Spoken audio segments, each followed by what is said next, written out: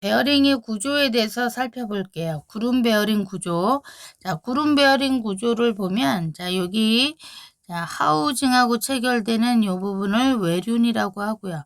그 다음에 축하고 체결되는 이 부분을 내륜.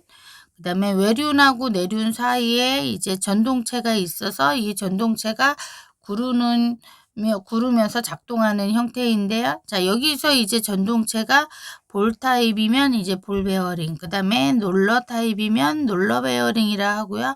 자, 볼과 볼 베어링을 보면 볼과 볼이 일정한 간격을 유지할 수 있게 둘러싸고 있는 요거를 이제 우리가 리테이너라고 불러요.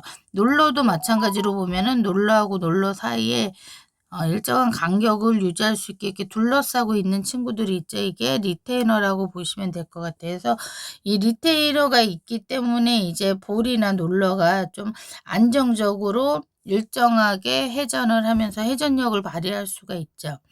그래서 구름 베어링의 특징을 보면은 이 구름 베어링은 볼이나 이런 롤러가 이제 구르면서 마찰을 줄여주는 형식이에요.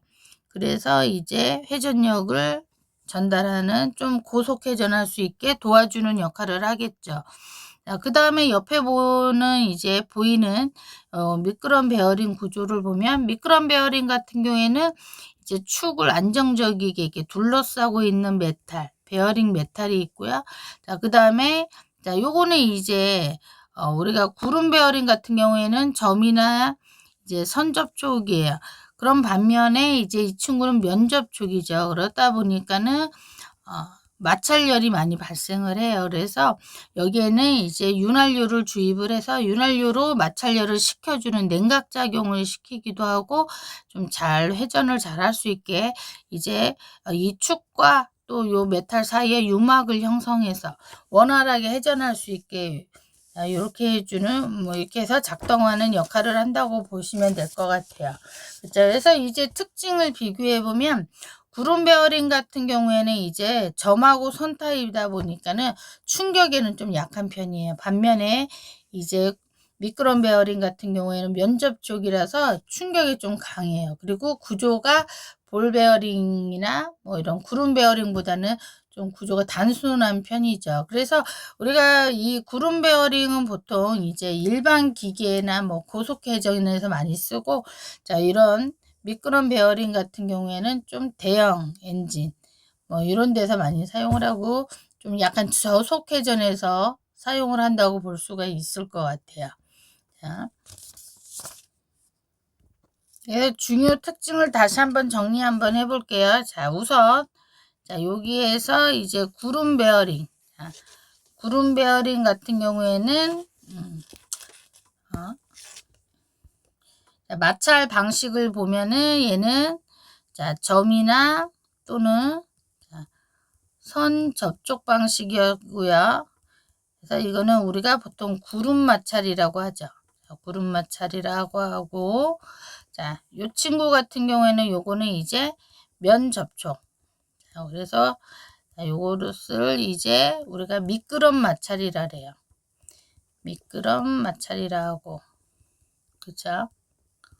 자, 요거의 장점을 보면은 이제 기동 마찰이 좀 작은 편이에요.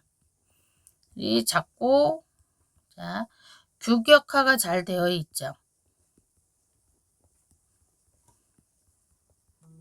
그런 반면에 자, 여기에서 이제 미끄럼 베어링 같은 경우에는 보통 이거는 그때그때 좀 제작해서 많이 써요. 그래서 구조가 단순하다. 자, 구조가 단순하고요. 그리고 이제 충격에 강하다. 이런 특징이 있겠죠. 그래서 우리가 이제 여기 볼 베어링 같은 경우에는 자, 일반 기계 부품 자, 여기서 많이 쓰고요. 또 요거는 이제 고속 회전에 사용을 많이 해요. 그런 반면에 자, 요거 미끄럼 베어링 같은 경우에는 좀 대형 엔진 또는 자, 중하중